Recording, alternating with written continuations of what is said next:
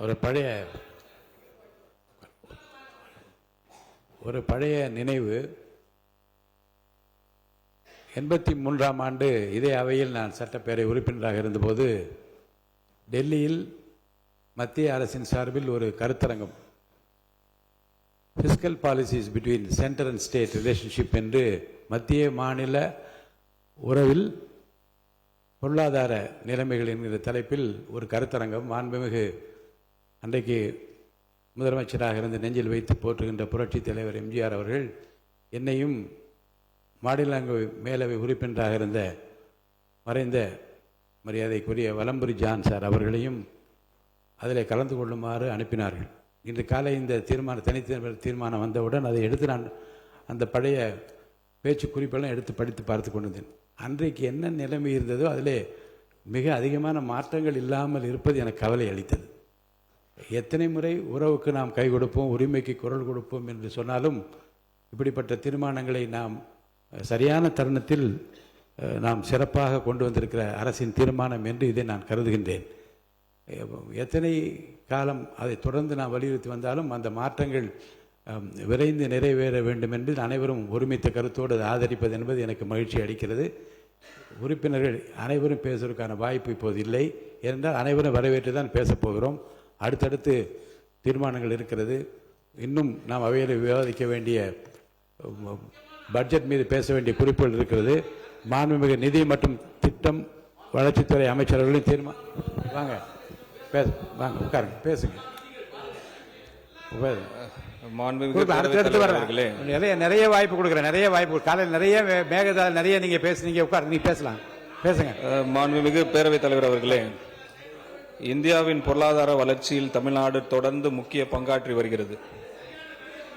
நாட்டின் மக்கள் தொகையில் சுமார் 6% மட்டுமே தமிழ்நாட்டின் பங்காக இருந்தாலும் நாட்டின் மொத்த உள்நாட்டு உற்பத்தியில் 9% அதிகமாக பங்களித்து வருகிறது.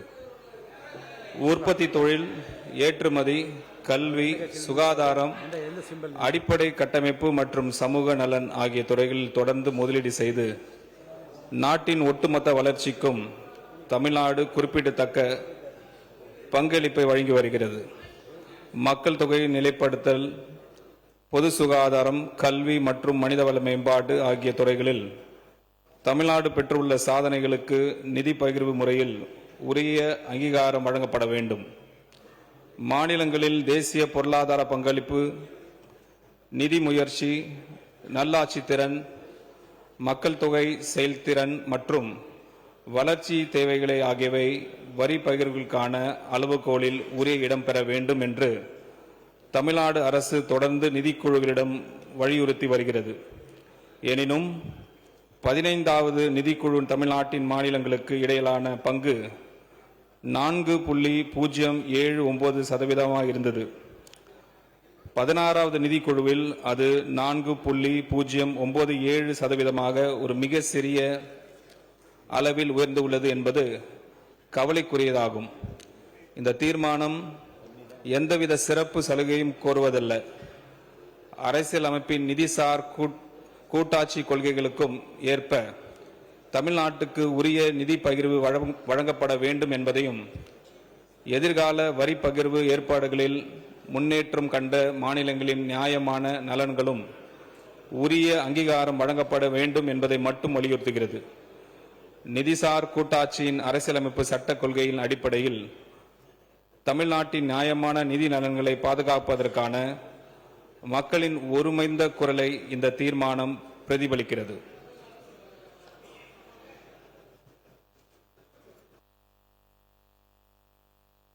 மாண்புமிகு உறுப்பினர்கள்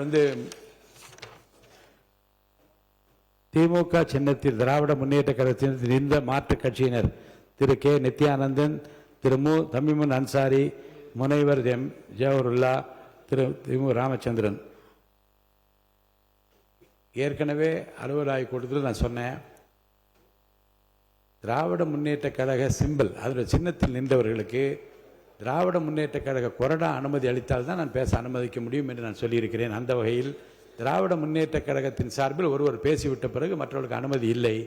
அடுத்தடுத்து மானிய கோரிக்கைகள் வருகிற போது நீங்கள் பேசலாம். அது உங்களுடைய கொறடாவுடைய அனுமதியை பெற்று நான் நிச்சயமாக அனுமதி அளிப்பேன்.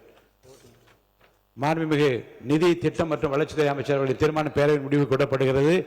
ஏற்போர் ஆம் என்க, மறுப்போர் இல்லை என்க. மறுப்போரை இல்லை என்று கருதுகிறேன். மறுப்போரை இல்லை. தீர்மானம் ஒருமனதாக நிறைவேறியது.